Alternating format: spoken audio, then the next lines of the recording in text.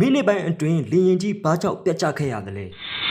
လေရင်ပြတ်ကျမှုဆိုတာကြောက်စရာကောင်းနေတယ်ဒီဖြစ်ရက်တွေရဲ့နောက်ွယ်ကအကြောင်းရင်းတွေကိုသိထားမယ်ဆိုရင်ပိုပြီးစိတ်ချရတဲ့ခရီးစဉ်တွေကိုဖြတ်သန်းနိုင်မှာပါဒါကြောင့်လေရင်ပြတ်ကျရတဲ့အဓိကအကြောင်းရင်းတွေကိုစိတ်ဝင်စားဖွယ်ရာဒီကနေ့ဗီဒီယိုမှာတင်ဆက်ပေးသွားမှာဖြစ်ပါတယ်ခင်ဗျစိတ်ဝင်စားတဲ့ဆိုရင်ကျွန်တော်ရဲ့ channel လေးကို follow like share လေးနဲ့တော့ပေးဖို့ကိုလည်းပြောချင်ပါတယ်ခင်ဗျလေရင်ပြတ်ကျမှုတွေရဲ့နောက်ွယ်ကအကြောင်းရင်းတွေအများကြီးရှိတဲ့အထက်ကမှအဓိကနဲ့အရေးကြီးဆုံးဖြစ်တဲ့အချက်လေးချက်ကိုဒီကနေ့ဗီဒီယိုမှာပြပြပေးသွားမှာဖြစ်ပါတယ်ခင်ဗျနံပါတ်1လူသားတွေရဲ့အမားတွေကအဓိကပါလေရင်မှုတွေရဲ့အမားလေရင်မှုတွေရဲ့ဆုံးဖြတ်ချက်မာယုံမှုကပြတ်ကျမှုရဲ့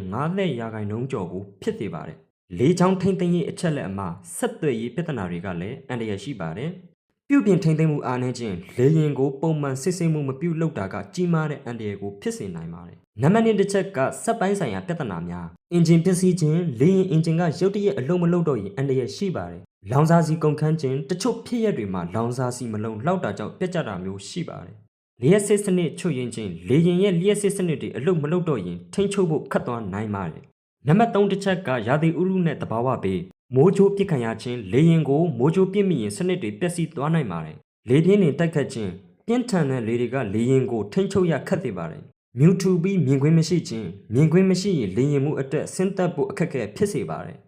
နောက်ဆုံးနံပါတ်4တစ်ချက်ကအခြားသောအကြောင်းရင်းများပဲဖြစ်ပါတယ်ဥပမာငှက်နဲ့တိုက်မိခြင်းငှက်တွေနဲ့တိုက်မိရင်အင်ဂျင်ပျက်စီးသွားနိုင်ပါတယ်စစ်ရေးပဋိပက္ခတချို့နိုင်ငံတွေမှာလေရင်တွေကိုပစ်ချတာမျိုးရှိပါတယ်အကြမ်းဖက်မှုများဘုံခွဲတာလေရင်ပြန်ပေးဆွဲတာတွေဟာလည်းအန္တရာယ်ရှိပါတယ်ဒါကြောင့်ဒီအန္တရာယ်တွေကိုဘယ်လိုကာကွယ်ကြမလဲလေရင်မှုတွေကိုပုံမကောင်းမွန်တဲ့လေ့ကျင့်မှုပေးဖို့လိုပါတယ်လေရင်ကိုပုံမှန်စစ်ဆေးပြုပြင်ဖို့လိုပါတယ်ရာသီဥတုအခြေအနေကိုကြိုတင်စောင့်ကြည့်ဖို့လည်းလိုအပ်ပါတယ်အဲ့တော့ဒီကနေ့ဗီဒီယိုလေးမှာကျွန်တော်မျှဝေပေးသွားတဲ့အချက်များကိုသိထားမယ်ဆိုရင်လေရင်နဲ့ခရီးသွားရတာပုံမစိတ်ချရမှာပဲဖြစ်ပါတယ်ခင်ဗျဗီဒီယိုလေးကိုစိတ်ဝင်စားတယ်ဆိုရင်လည်း follow like share လေးနှိပ်တော့ပေးဖို့ကိုလည်းပြောချင်ပါတယ်ခင်ဗျကျွန်တော်နောက်ဗီဒီယိုတွေမှာပြန်လည်ဆုံစည်းကြရအောင်ပါ